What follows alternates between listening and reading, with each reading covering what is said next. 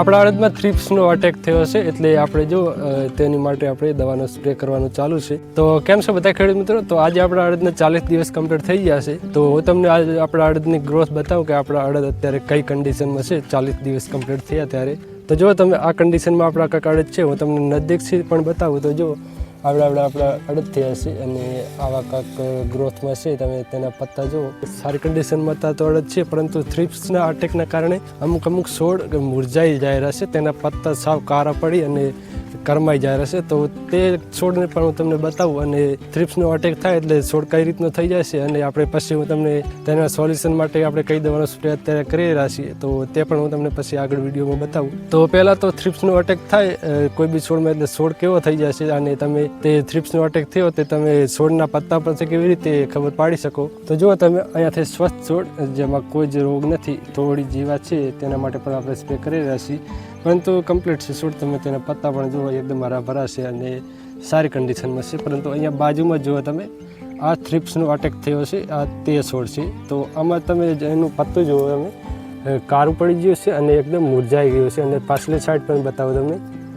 આ રીતનું થઈ ગયું છે, તેની નસો પણ કાળી પડી ગઈ છે અને આખું પત્તું મુરઝાઈ ગયું છે અને આખો છોડ તમે જુઓ આ રીતનો થઈ ગયો છે. તો આ થ્રિપ્સનો અટેક છે. થ્રિપ્સ એટલે કે જે નાની મક્ખી આવે, સાવ નાની મક્ખી આવે, તમે તે નરી આંખેથી જોઈ પણ ના શકો. અને તોય તમારે જોવું હોય કે થ્રિપ્સ કઈ રીતની આવે છે, તો તમારે આવું પત્તું તોડવાનું, અથવા તો પત્તું ના તોડો તો આ રીતનો છોડ જે આવે તેને તમે ફોનની ડિસ્પ્લે ઉપર આવી રીતે ખચીરશો તો તમારી ડિસ્પ્લે ઉપર થ્રિપ્સની માખી આવશે, નાની માખી. તમે નરી આંખે તે પત્તામાં તો તમને ના દેખાય, પરંતુ તમારી ફોનની ડિસ્પ્લે ઉપર તમે તે રીતનું આખો છોડ ખચીરશો એટલે તે માખી ડિસ્પ્લે ઉપર તમને દેખાશે. તો જીવાતમાં બે પ્રકારની જીવાતો આવે છે. એક તો આવી આવે છે થ્રિપ્સ પ્રકારની જીવાતો અને બીજી આવે છે ઈઓ ટાઈપની જીવાતો. તો ઈઓ ટાઈપની જીવાત આવે તે તો જલ્દીથી કંટ્રોલ થઈ જાય છે અને આપણા છોડમાં જ્યારે ઈઓ ટાઈપની જીવાત પડે ત્યારે આપણે તેને સહેલાઈથી ઓળખી શકીએ છીએ. કેમ કે તે તો પત્તામાંથી જ હોય છે અને પત્તામાંથી દેખાતી હોય એટલે તે પત્તાને જ નુકસાન પહોંચાડે છે, આખા છોડને નુકસાન નથી પહોંચાડતી. જો તમે ઈયળ આવી હોય તો તમે થોડો નોર્મલ એવી ઇન્સેક્ટિસાઇડની દવા તેમાં નાખી દો તો તે જલ્દીથી કંટ્રોલ થઈ જાય છે. પરંતુ આ થ્રિપ્સ પ્રકારની જીવાતો કેવી આવે છે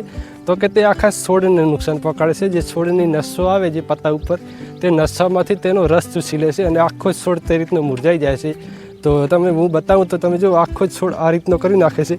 તમે જો ખાલી તેનું પત્તું કેવું કરમાઈ ગયું છે અને કાળું પડી ગયું છે પત્તું, એક ડાર્ક ગ્રીન કલરનું થઈ ગયું છે અને તેનો છોડ તમે જો આખો અને તેમાં ફાલ ફૂલ પણ નહીં દેખાતા. તો જે આપણે સ્વસ્થ છોડ છે જેમાં કોઈ પ્રકારની જીવાત નથી, તો તેમાં આપણે ફાલ ફૂલ આવવાનું પણ સ્ટાર્ટ થઈ ગયું છે. તમે અહીંયા જુઓ, અહીંયા તમને અમુક જગ્યાએ ફૂલ દેખાતા હશે.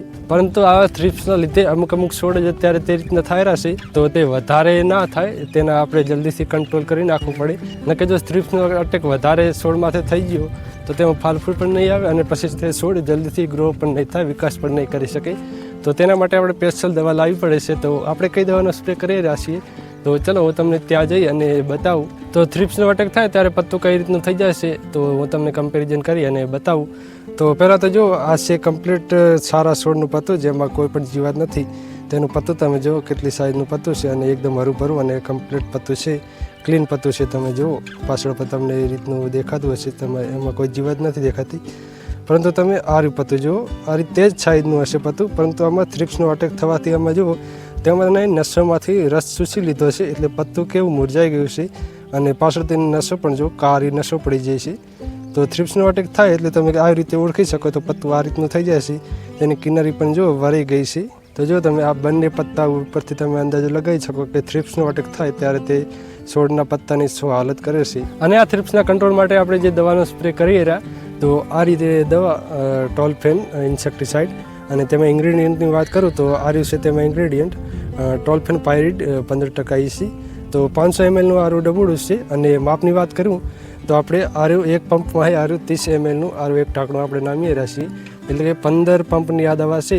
અને તેમાં જો આપણે થ્રિપ્સનો અટેક થયો છે એટલે છોડ થોડો મુરઝાઈ ગયો છે, એટલે થ્રિપ્સ તો જતી રહેશે, પરંતુ થ્રિપ્સના લીધે છોડ થોડો મુરઝાવાથી તેનો વિકાસ ઓછો થયો છે. તો તેમાં વિકાસ માટે આપણે આ હ્યુમ પ્લસ નામની આપણે આવી દવા છાંટી રહ્યા છીએ. આ તમને પહેલાં પણ બતાવી છે, આ દવા જોરદાર આવે છે તેના પત્તાના સારા ગ્રોથ માટે અને છોડના સારા ગ્રોથ માટે, અને મૂળિયામાં પણ તેની ગ્રોથ સારી થાય છે. મતલબમાં કે આખો છોડ કમ્પ્લીટ પાછો હરોભરો થઈ જાય તેના માટે આપણે આ દવા છાંટી રહ્યા છીએ હ્યુમ પ્લસ. તેમાં ઇન્ગ્રેડિયન્ટ જો આ હ્યુમિક એસિડ, એમિનો એસિડ અને ફોલિક એસિડ, તો તેમાં આ ઇન્ગ્રેડિયન્ટ છે. અને આ દવા પણ આપણે તે જ પ્રમાણમાં નાખીએ રહેશે. એક પંપમાં 30 mlનું આમાંથી એક ઢાંકણું.